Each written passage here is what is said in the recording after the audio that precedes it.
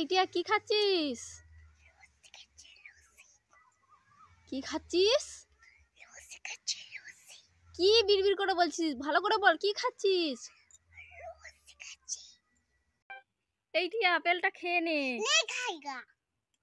কলাটা খেয়ে নে। তাহলে ফুটিটা খেয়ে নে।